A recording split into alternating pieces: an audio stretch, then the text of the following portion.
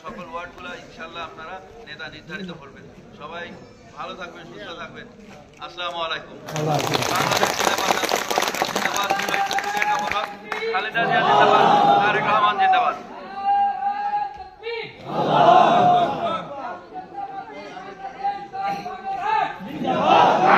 এবারে আপনাদের সামনে বক্তব্য রাখবেন বাগেরহাট জেলা বিএনপির সাবেক সহসভাপতি, বাগেরহাট জেলা বিএনপির অন্যতম সদস্য, কচুয়াবাড়ি জেলা বিএনপির অন্যতম সদস্য, স্বৈরাচারী ফ্যাসিস্ট হাসিনা সরকার দ্বারা নির্যাতিত হামলা মামলার শিকার খান মনিরুল ইসলাম।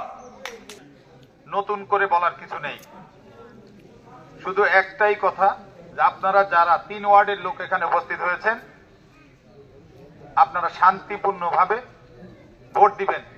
দীর্ঘ 15 বছর 17 বছর ভোটাধিকার ছিল না।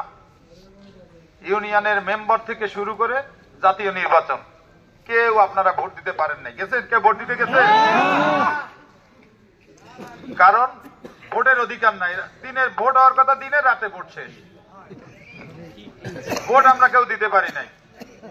অতএব আজকে যে উৎসব মুখর পরিবেশে আপনারা সবাই এখানে উপস্থিত হয়েছেন, আমরা আনন্দিত যে এইরকম মা বোন সবাই এখানে উপস্থিত হয়েছেন, চাচা চাচি সবাই উপস্থিত হয়েছেন ভোট দেওয়ার জন্য। আমরা আশা করব সুন্দর সুশৃঙ্খল ভাবে গণতান্ত্রিক ভাবে আমাদের নেতা নির্বাচিত করবেন।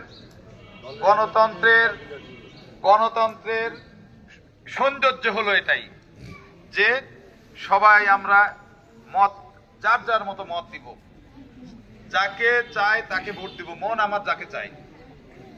অতএব এমন নেতা নির্বাচিত করবেন যে নেতা আপনার দিকে খেয়াল রাখবে, দলের দিকে খেয়াল রাখবে। আর একটা কথা হলো, দেশ নায়ক তারেক রহমান 31 দফা কর্মসূচি ঘোষণা করেছেন।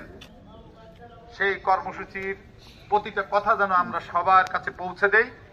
আমরা ভবিষ্যতে আরো যখন আমরা মিটিং করব এই বিষয়ে আমরা আরো আলোচনা করব। তো সবাইকে ধন্যবাদ, আপনারা ভালো থাকবেন। আসসালামু আলাইকুম।